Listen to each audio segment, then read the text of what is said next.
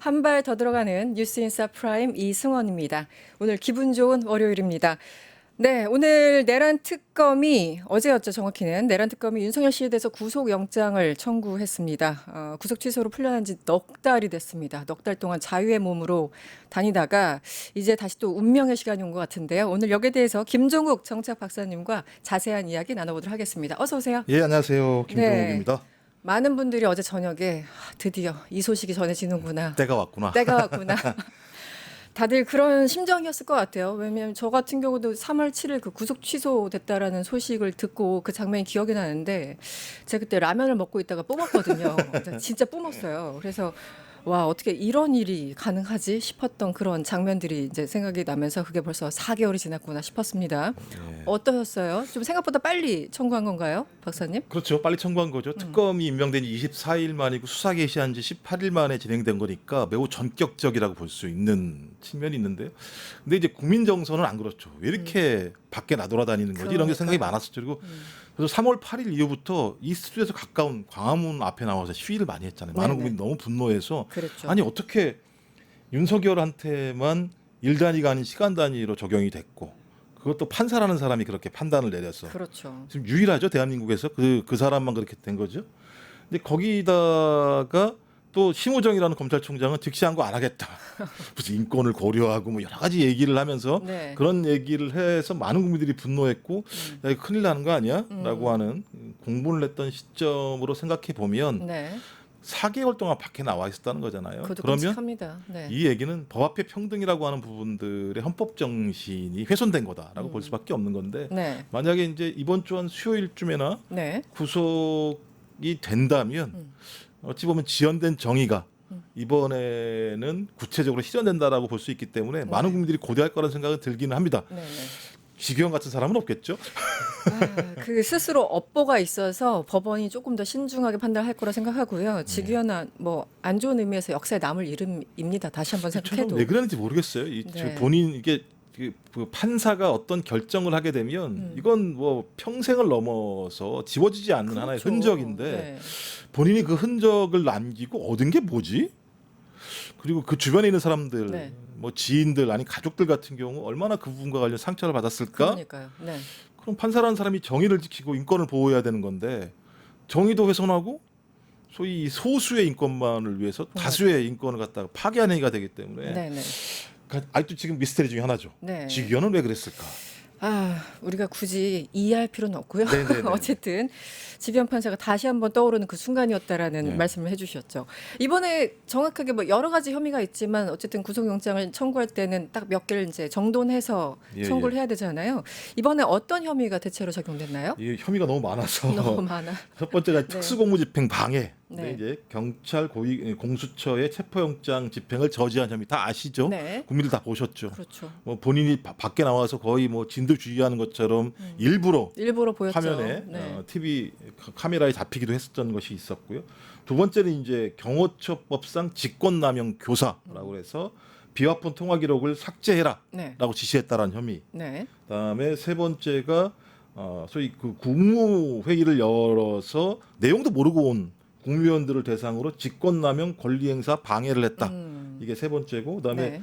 사후에 계엄 선포문 작성에 관여한 혐의 네. 허위 공문서 작성인데 이게 되게 중요합니다. 네, 이 문제는 12월 4일 4인방 소위 법조 4인방 네. 법무부 장관, 안강회관. 행안부 장관, 그다음 민정수석, 그다음에 법제처장이 왜 모였을까라고 하는 부분과 관련해서 대단히 중요한 단초를 주는 부분인 것 같고요. 그다음에 네. 또 하나가 국회 봉사를 해서 국회 의결을 방해한 혐의, 그다음에 계엄 선포문을 파기한 행위, 네. 뭐 이렇게 해서 대통령 기록물 위반, 공용 서류 손상 등 네. 이렇게 한 5가지 정도로 다섯 가지로. 포괄될 수 있는 내용으로 구속영장이 청구가 돼서 이 정도면 너 무조건 집어넣을 거야라고 네. 하는 공수처란다 특검에 네. 예. 특검에. 어떤 강렬한 의지가 좀 담겨 있지 않나 이렇게 생각이 듭니다. 지금 이거 정도면 빠져나가지 못할 거야라고 얘기하신 혐의만 지금 한 그 정도 되는 거잖아요. 사실상. 이게 뭐 제가 볼 때는 조사가 뭐 많이 됐고. 지금 여기에 또 하나가 빠진 게 있잖아요. 외환은 빠져 그렇죠. 있으니까. 제가 그거 여쭤보려고 했는데 예, 예. 이번에 외환은 빠졌어요. 근데 이제 외환이 네. 빠진 이유는 외환 문제와 관련해서 일단 외환이 아니어도 이것만으로 네. 충분히 구속이 가능하다라고 특검 내부에서 판단했을 가능성이 높고 네.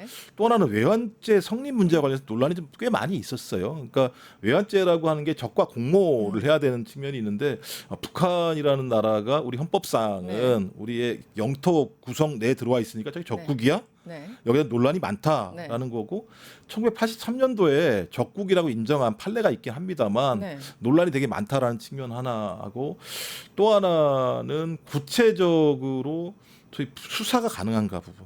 왜냐하면 이제 적과 공모했다 그러면 북한 공모한 누구랑 내용이. 했는지 이제 확인을 해야 되는 이게 안 되는 부분이 있어서 그리고 또 수사 착수 기간이 얼마 안 된 측면도 네, 있지 네. 않습니까? 전 이 죄가 굉장히 큰 죄라고 생각이 드는데 그럼요. 왜냐하면 이 죄 같은 경우 만약에 이게 성립이 되게 돼 외환유치죄가 성립이 되게 되면 이것도 차형 또는 무기징역이고요. 그럼요. 네. 그런 것 때문에 근데 아직까지는 이렇게 판단할 만한 증거 자료 수집 자체가 아직은 덜 된 것 같고요. 또 앞에 것만 해도 아까 제가 쭉 말씀드리는 주신 것만 것만 하더라도 네. 충분히 구속 사유일 수 있다라는 것. 그다음에 많은 국민들이 공부를 했잖아요. 다 아시겠습니다만 내란 우두머리는 밖에 나와서 계산책 시키고 반바지 입고 뭐 활개를 치고 다니는 상황인데 맞직 그 가고. 지시를 받았던 네. 소위 장군들 같은 경우는 여전히 감옥에 있는 상황 자체에 대해서 이게 법이 어떻게 존재하는 건지에 대한 근본적인 고민을 할 수밖에 없는 측면이어서 네. 구속 수사가 원칙이다. 네. 아니, 내란이라고 하는 게 헌정을 무너뜨리고 국민 기본권을 훼손하려고 했던 어떤 음모 그렇죠. 그게 실행된 건데 네, 네. 그것을 지시한 사람이 외부에서 마음 편하게 밥 먹고 술 먹고 이럴 수 없는 거라는 판단들이 많았기 때문에 저는 이번에는 당연히 들어가서 네. 그런 어떤 구속 상태에서 수사를 받아야 된다는 생각이 드는데 네. 전 그런 면에서 되게 중대한 그러니까 특검팀도 이제 제가 볼 때 사활을 걸었다 여기에. 네. 만약 구속이 안 되게 되면 특검 수사 이거 자체에 대한 큰일 나죠. 정당성이 사라져 버리게 되는 네. 측면들이 있는 거고요. 또 하나는 법원도 사활이 걸려 있죠. 그러니까 주기현 같은 제2의 주기현이 나올 것인가 말 것인가에 네. 문제도 있는 것 같고요. 이제 마지막으로는 내란 세력도 이제 네. 만약에 윤석열이 다시 재구속이 된다면 이제는 그야말로 토설의 시간이 시작될 거다. 그러니까 지금까지는 말을 못했는데 밖에 나와 있으니까 지금 이번에 구속영장 관련해서도 증거인멸 우려가 상당히 중요하게 부각됐던 측면들이 있거든요. 네 가지가 재범 우려가 있다, 도망 염려가 있다, 증거인멸, 범죄의 범죄 중대성. 중대성까지. 네. 근데 이제 이거는 최근에 기사들 나오는 것보다 확인이 되는 거잖아요. 네. 그러니까 윤석열 측 변호인이 입회할 때는 계속 윤석열이 했던 내용과 유사하게 얘기를 하고 네네. 본인이 약간 이상한 얘기를 하면 변호인단이 개입해 들어와서 네. 그거 아니잖아요라고 하면서 조정을 했었는데 변호인이 입회해서 나가면 그때부터 진술이 바뀌었다. 네. 그럼 이 얘기는 뭐냐면 윤석열 내란 우두머리 혐의자가 외부에 있으면서 변호인단들을 총해서 진술을 왜곡시키거나 그렇죠. 진술을 오염시키거나 네. 증거를 인멸하는 일들이 벌어졌었는데 네. 그 사람들이 사라지니까 네. 자기가 원래 했던 사실을 토설해내는 거니까 이 자체는 윤석열이 외부에 있으면 계속 말씀하신 것처럼 증거를 인멸할 우려가 있다. 그리고 재범의 우려가 있다라고 하는 부분들이 명정하게 드러난 것이기 네. 때문에 그 내용이 지금 영장에 다 들어가 있다는 네. 거니까요. 저는 뭐 이 정도 내용만 가지고도 충분히 구속 사유는 차고 넘친다 말 안 그대로. 그러면 이상하죠. 그 그렇죠. 판사들이 이상한 거죠. 제가 볼 때. 그럼 판사를 다 갈아치워야 되는 거죠.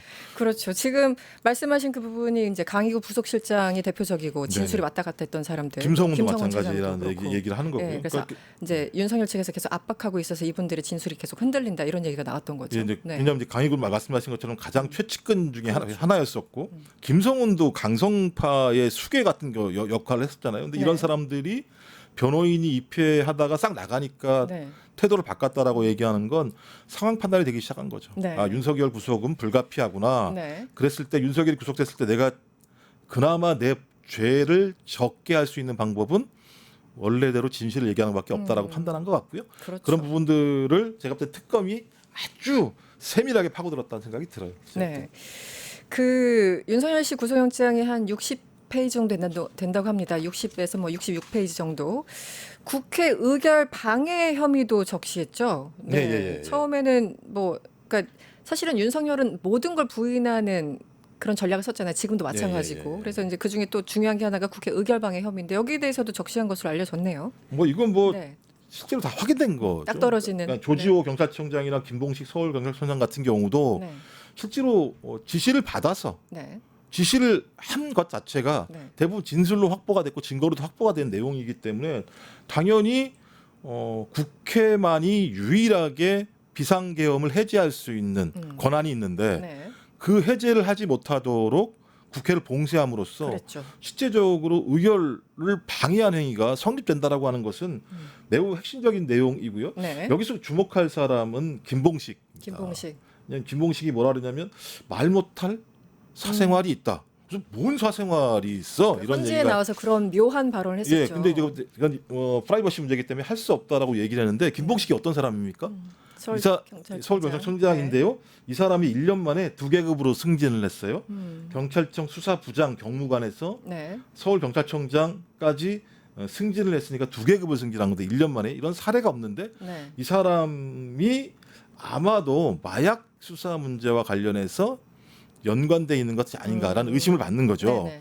그렇다면 김봉식이라는 사람은 윤석열과 김건희의 내밀한 문제를 가장 잘 아는 인물일 수도 있는 거기 때문에 네네. 이 얘기는 역으로 서로가 서로에게 의척하고 의지하고 서로 도움을 줄 수 있는 관계라고 하는 것 아니겠습니까? 네. 그 당연히 그러니까 제가 볼 때 김봉식이라는 사람이 더 중심이겠죠. 조지호보다는. 조지호 총장 같은 경우 웬만하면 그래 솔직하게 얘기한 편이었죠. 예, 예, 그런데 이제 예. 김봉식 같은 경우는 말을 굉장히 제안했고 스스로 헌재에 나와서도 별 말을 안 했습니다. 약간 그러니까- 알듯 말듯한 정도. 그러니까요. 제가 볼 때 이제 이렇게 돼서 이 내용으로 구속영장이 청구가 되고 발부가 된다면 네. 저는 김봉식에 대한 수사가 더 철저하게 벌어질 수밖에 아. 없을 거라는 생각이 들고 네. 그렇게 되면 이제 이 특검이 참 재밌는 게 하나가 이제 김용민 의원의 중요한 성과 중에 하나인데 네. 인지된 사건은 네. 수사할 수 있다. 네. 네. 네. 그러니까 제가 볼 땐 이걸 잘 건들면 저는 마약까지도 마약까지도. 수사할 수 있지 않을까라는 예. 생각이 많이 드는 거죠. 그냥 이때 음. 마약 수사를 막았던 사람들은 다 승진했거든요. 맞아요. 네. 네. 근데 그 중에 가장 제가 볼 때는 많은 혜택을 본 사람이 이 김봉식 김봉식이다. 서울청장이기 때문에 뭐 핵심은 내란 수사가 핵심입니다만 이것과 관련해서 마약 수사 같은 경우도 제가 볼 때는 거의 전대미문의 사건 중에 엄청나게 크죠. 하나예요. 네.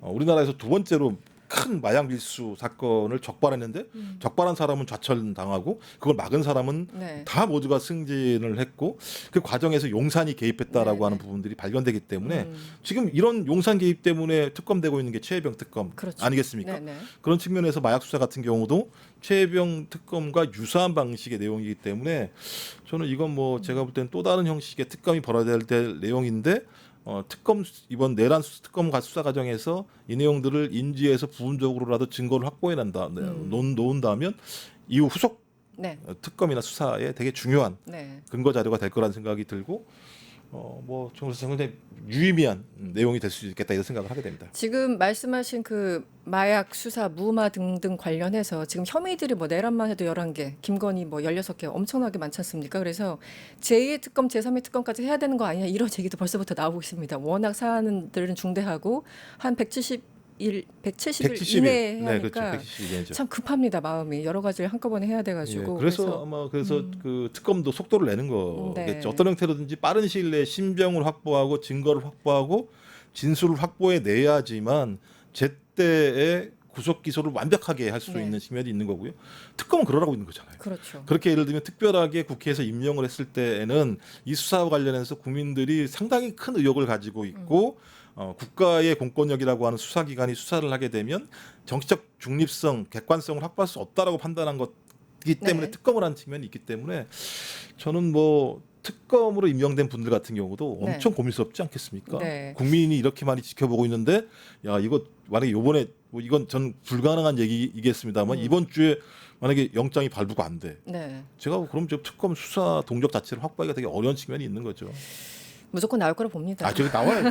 나와야죠. 그나저나 지금 뭐 내란 특검에 대해서 말씀해 주셨는데 사실은 3차 소환, 그러니까 한 번 더 소환하는 건 아닐까? 뭐 이런 관측들도 있었고 또 온갖 신경전이 있었잖아요. 네. 1차, 2차. 그 흐름들을 쭉 봐오셨을 텐데 이 어떤 내란 특검의 뭐 스타일? 결국 이제 신경전이 엄청나게 오가다가 윤석열이 대패한 듯한 그런 모습이었습니다. 어떻게 보였어요? 이렇게 그러니까 뭐- 전격 청구할 줄 아셨어요? 예, 약간 그 예상을 하셨어요? 스타일상은 그러니까요. 저는 뭐 다른데 뭐 유튜브 나가서도 마찬가지로 언제 구속될 것 같아? 이렇게 물어보면 지난주입니다만 다음 다음 주. 주에는 되지 않겠는가라고 생각을 했어요. 왜냐하면 이번 3대 특검의 핵심적인 내용은 윤석열을 얼마나 빨리 신병을 확보할 것인가가 세계 특검이 진전해 나갈 수 있는 가장 중요한 내용 중에 하나인데 네. 윤석열이 개입된 사건 중에서 가장 큰 뭉치가 내란 특검이지 않습니까? 네. 그럼 내란 특검이 윤석열의 신병을 확보하는 것이 가장 관건이고 그것을 아주 빠른 속도와 스피드로 진행을 해야 되는데 그래서 이제 특수통 대 특수통 싸움이잖아요. 윤석열 대 조은석이라고 얘기하는. 근데 이제 소위 윤석열은 네. 자기의 수사 권한을 자기의 권력을 확대하거나 이권을 얻으려고 하는 측면에 활용했다고 한다면 네. 조은석 특검도 초반에 우려가 좀 있었죠. 있었죠. 왜냐하면 특수통이 이 수사를 맡게 되면 음. 소위 검찰이 내란에 개입한 부분들과 관련해서도 팔이 안으로 굽는다고 그렇죠. 네. 이러지 않을까라고 생각을 했었는데 나름대로 제가 볼 때는 상식을 가지고 있는 거하고 국민 여론들을 잘 지켜보는 것 같아요. 그래서 이거 빨리 전격적으로 신병을 확보하지 못하면 특검이 수사 동력을 확보하기가 어렵겠다라고 판단한 것 같고 네. 또 그다음에 많은 그 검찰 출신들이 말씀하시는 게 윤석열 택도 없어 수사 문제와 관련해서 조은석의 수사 능력에 대해서 상당히 높게 네. 판단을 했고 조은석 정도라면 내란 특검 수사를 매우 잘할 수 있을 것이다라고 판단했던 것 같아요. 네. 저희들이 고려했던 건 네. 수사 기법 문제가 아니라 네, 네. 특수통들이 가지고 있는 근본적인 한계에 대한 고민을 했던 것 같은데 아직까지는 많은 분들이 잘하고 있어. 좀 그렇다고 하더라도 기대 부응하는. 그렇다고 네. 하더라도 끊임없이 비판의 시각으로 네, 네. 특검이 조금이라도 옆으로 가는 과정들이 나타나게 되면 국민 여론을 압박을 해야 되겠습니다만 아직까지는 국민이 요구하는 방향으로 네. 매우 빠른 속도로 그다음에 중간중간 정확하게 참고인들 조사나 뭐 다른 피의자들 조사를 통해서 증거들을 꽤 많이 확보한 것 같아요. 네. 뭐 예를 들면 한덕수 그다음에 그 국무위원들 나머지 3명을 불러서 참고인 신분들을 불러서 진술을 좀 확보한 것 같기도 하고 네, 네. 그다음에 박종준 전 경호처장 네. 그다음에 김성훈 이렇게 불러서 소위 윤석열이 얘기하는 부분이 얼마나 거짓인가를 밝힐 수 있는 근거 자료를 미리 확보한 다음에 불러서 수사하고 했던 것 같은데 제가 볼 때는 3차까지 부르는 건 조은석 특검 입장에서 좀 창피했을 것 같아요. 네. 그러니까 그런 거잖아요. 3번은 불러야 돼 이런 거잖아요. 네, 관행인 건데 야씨 내가 무슨 3번을 불러 체포영장 바로 내가 청구했다가 그거 안 된 네. 거잖아요. 네, 네. 체포영장이. 그래서 1번, 2번 정도 하고 나서 전격적으로 신병 확보할 수 있을 거라고 본인은 판단했을 것 같고요. 네. 전 그래서 이게 맞다. 어떻게 더 끌어요? 맨날 9시에 나와 그랬더니 나 9시 10분에 나간다니까 이 꼴을 어떻게 국민들이 계속 지어보겠습니까? 너무 찌질해가지고 도대체 왜 보는 사람이 부끄러운 건지 모르겠어요, 정말. 근데 이제 그러니까 네. 그 언론에서 그거 갖다 기싸움이니 뭐 기싸움도 예를 들면 아니에요, 사실은. 그러니까 뭐 신경전이 이렇게 얘기하는데 말이 안 되는 거죠. 네. 수사기관과 그다음에 피의자가 어떻게 기싸움을 하고 신경전을 벌입니까? 근데 네. 윤석열은 그렇게 생각한 거죠. 네가 9시에 나오라고 그래? 난 절대 이렇게 못해. 9시 10분이건 20분이건 내 마음대로 갈 거야. 그러면서 또 가면서 생각했겠죠. 네. 내가 이겼어.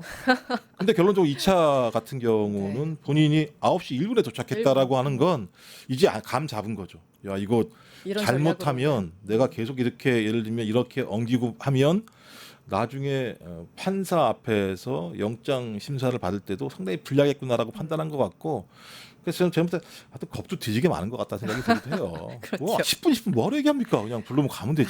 너무 유치해서 아니 그나저나 아까 그 이제 내란 특검 이제 조은석 특검 처음에 시작할 때 우리가 여러 가지 우려가 있었는데 지금은 이 여론을 어느 정도 의식을 해서 그런지 아니면 원래 의지가 있어서 그런지 굉장히 좀 잘 하고 있다라는 것까지 인정이 되는 것 같아요. 지금 이 순간까지는. 네. 근데 약간 그 듣다 보니까 저도 이제 그 생각이 드는데 결국은 검찰 출신이고 또 특수통 출신이다 보니까 저는 약간의 그 바로미터가 이 그 안가해동 아까 네 명 예, 안가해동 뭐 박지원 뭐 민정수석 같은 경우는 한 차례 조사를 했습니다만 이 안가해동 4명하고 심우정 여기에 대해서 얼마나 깊이 파고든지가 사실상 바로미터가 아닐까라는 생각도 드는데요. 어떻게 보세요? 그러니까 이게 그 12월 4일 날 안가회동이 너무나 중요한 게 그때 전체적인 예를 들면 내란에 대한 이후 계획이 다 잡힌 것 같아요. 느낌에.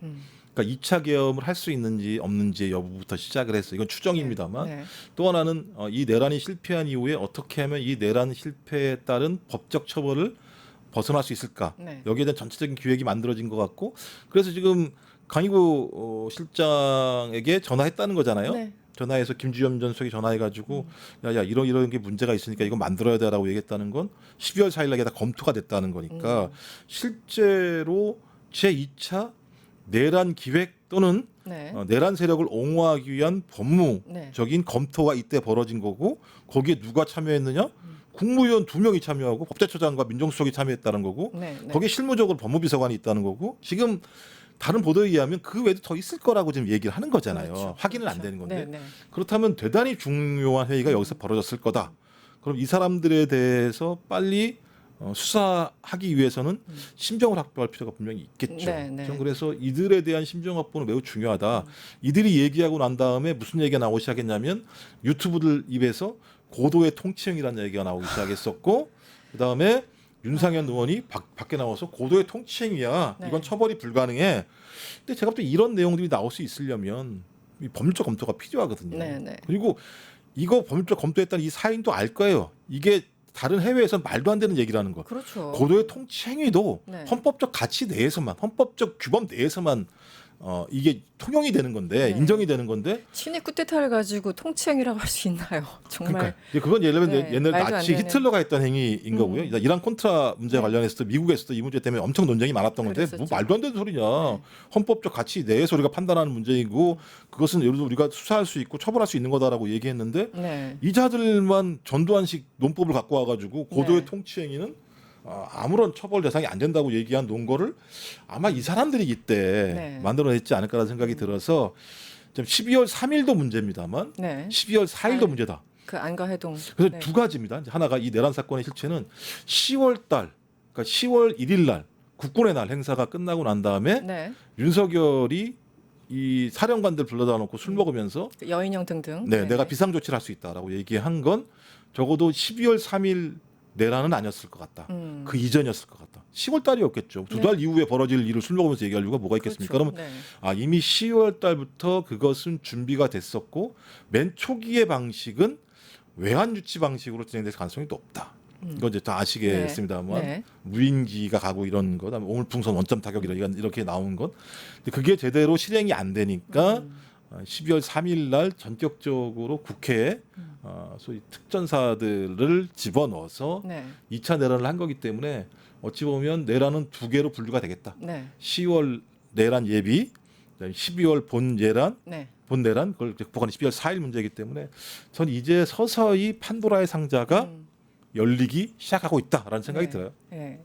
제가 안가해동을 콕 집어서 굳이 말씀드린 이유는 그 자체도 중한 사건이지만 그 이상민 빼고는 다 셋 다 검찰 출신이고 세 명 다. 그렇죠, 네 그렇죠, 명. 그렇죠. 그리고 심우정 뭐 당연히 검찰 출신이어서 그 말씀이 네. 그거셨죠. 이 검사 출신들에 대해서 조은석 특검이 얼마나 제대로 하는지 그게 어떻게 보면 마지막 꼭지를 따는 일이 아닐까 싶어서 특히 한번. 선관위 문제도 걸리죠. 아 그렇죠. 선관위에 네네. 검찰과 국정원이 올 것이다. 올 것이다라고 네. 얘기한 건 여기서 뭔가 조치를 선관위에서 할 거라는 얘기인데 그 관련해서 수사가 전혀 진척이 안 된 측면들이 있는 거죠. 그러면 검찰이 온다는 건 그 지시를 내린 사람이 있을 거 아닙니까? 그렇죠. 검찰총장에게 지시를 했을 거고 검찰총장이 검찰에 있는 뭐 포렌식을 하는 부서에게 지시를 내렸을 가능성이 높으면 네. 그 진술을 확보하게 됐을 때 네. 검찰도 내란의 공조, 공범이 될 수밖에 없는 상황이어서 네. 말씀하신 것처럼 거기까지 가는지 안 가는지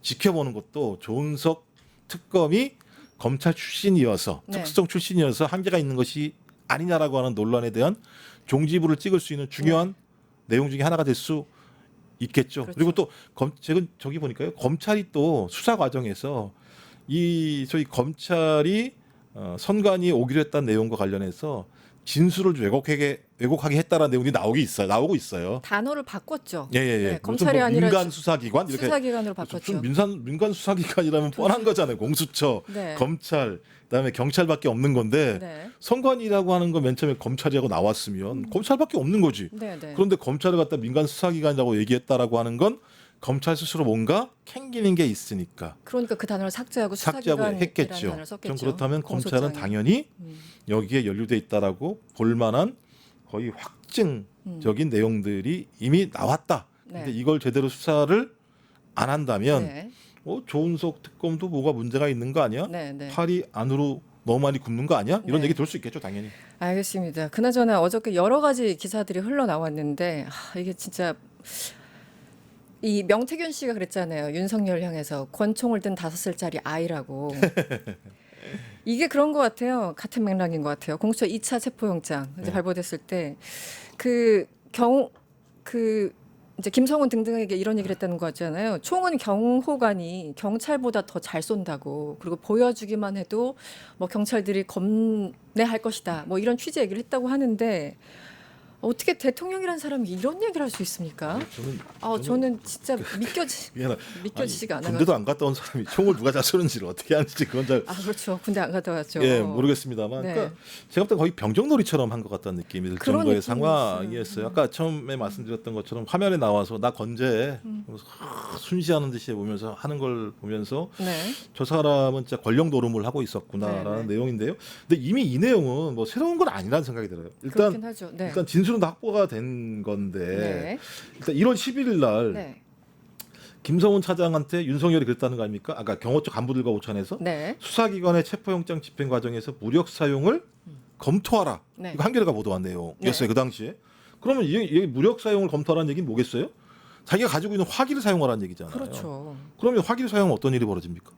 사람이 죽을 수 있는 거잖아요. 그러니까 경찰이 정당한 체포영장을 발부받아서 그 신병을 확보하기 위해서 들어갔는데 경호처가 자기의 화력을 가지고 화력을 발사해서 사람이 죽는 일이 벌어지게 된다면 제가 볼 때는 내전 상태가 가는 거예요. 그렇죠. 그건 공무를 집행하러 온 경찰을 그들을 향해서 총을 쏘려고 했던 거잖아요. 완벽한 내전 상태가 되는 그렇죠. 겁니다. 네. 그리고 또 자기들 입에서 내전이라는 얘기도 많이 나왔던 측면들이 있었고요. 그다음에 윤건영 의원이 그다음에 이제 1월 13일 날 네. 얘기한 건데 그러니까 아까 총은 안 되더라도 칼이라도 휴대해서 네, 그 얘기 나왔었죠. 예, 무조건 막으라는 지시를 했다. 네. 아니, 그러니까 총을 쏘라고 지시했다가 도다면 야, 총 쏘는 게 문제가 될 수 있으니까 그래? 총이 안 돼? 그럼 칼이라도 해라. 이런 얘기를 했다라고 하는 거. 참담합니다. 다시 들어도 네. 참담하네요. 그다음에 이제 김성훈 얘기가 더 재밌죠. 2차 체포영장 집행에 대비해 네. 기관단총 이상의 중화기로 무장하라고 김성훈이 경호처에서 지시했다는 거잖아요. 네. 이 정도의 이 화기면 한두 사람이 죽는 게 아니잖아요. 그렇죠. 네. 그러니까 이런 얘기들이 어떻게 이루어졌겠느냐? 그럼 김성훈의 자발적인 충성심이 없겠느냐? 자기 말로는 매뉴얼이라고 얘기하는데 어떻게 세상에 이런 매뉴얼이 있겠습니까? 없죠. 전 결론적으로 윤석열이 지실 수밖에 없다라고 네. 판단이 들고 기사 내용에 의하면 진술을 번복했다라고 얘기하잖아요. 네네. 김성훈이 네. 변호사, 그러니까 윤석열 변호사가 나가면 정말 이런 내용과 관련해서 자기들이 사실대로 진술하지 않았을까? 그럼 지금 나오는 내용이 네. 빈말이 아니라 네. 사실 가능성이 높다. 이제 그러면 진짜 피곤해지는 거죠. 마지막 질문입니다, 박사님. 그래서 구속영장 이번에 구속되면 영원히 이제 못 보는 겁니까? 계속 그 안에 계시는 건가요, 윤석열? 가능성. 대한민국의 헌법과 법률이 상식적으로 작동한다면 저는 이 정도 상황이 나왔는데 내란이 아니라고 얘기할 수 있을까? 내란을 한 행위는 형법상 네. 사형 또는 무기징역에 해당되고요. 네. 아직까지 예를 들면 영장이 적시되지 않았습니다만 외환유치죄 같은 경우 저는 외환유치가 아니더라도 네. 일반 이적죄가 성립된다고 하더라도 이 정도의 내용이면 전 당연히 유죄가 확정될 거다. 그럼 둘 중에 하나겠죠. 사형 또는 네. 무기징역. 그럼 제가 아는 상식으로는 못 나올 거요. 그렇죠. 그렇게 되면 그게 법상식으로 당연한 거죠. 네. 그래서 제가 볼 때는 지금 아마 플랜 B를 짜고 있을 거예요. 윤석열은. 플랜 B. 유죄가 나올 가능성이 매우 높다고 판단할 수 있고 그러니까 네. 직연이라는 걸 통해서 어떤 형태로든지 이걸 좀 분산해 보려고 했던 것 같은데 그랬을 때는 어떻게 하면 자기 지지층들을 견고하게 만들어낼까? 왜냐하면 정권이 바뀌어야 네. 사면권은 대통령한테밖에 그렇죠. 없는 거니까요. 네. 아니, 예를 들면 그러니까 정권이 바뀌거나 아니면 총선에서 지금 야당이 더 많은 의석수를 만들어내거나 네. 그래서 이걸 압박을 하거나 이거밖에 네. 없을 거라는 생각이 들어서 거기에 집중을 하는 할 플랜 B를 짤 거라는 생각이 드는데 저는 이 또한 망상일 거다. 네. 그걸 왜 해줍니까 야당이? 말도 안 되는 소리지. 망상에 가깝다고 생각합니다. 네. 알겠습니다. 누구에게나 개혁은 있는 법이니까요. 네. 하지만 이루어지지 않을 거라고 믿고. 대체적으로 실패하죠 그런 계획은. 알겠습니다. 대담한 대담 시간이었고요. 김종욱 박사님과 함께했습니다. 오늘 고맙습니다. 네, 감사합니다. 유튜브 구독하고 실시간 채팅과 댓글을 남기시면 매일매일 7,000 TTCO를 드립니다. 참여 방법은 통통물 어플을 다운로드하고 회원가입과 로그인을 해주세요. 마이페이지에서 나의 회원 고유 번호를 복사해주세요. 유튜브 구독 후 실시간 채팅이나 댓글창에 고유 번호를 한 번만 입력하면 준비 끝! 지금 유튜브 채팅과 댓글 쓰기 참여하고 실천 TTCO 받아가세요.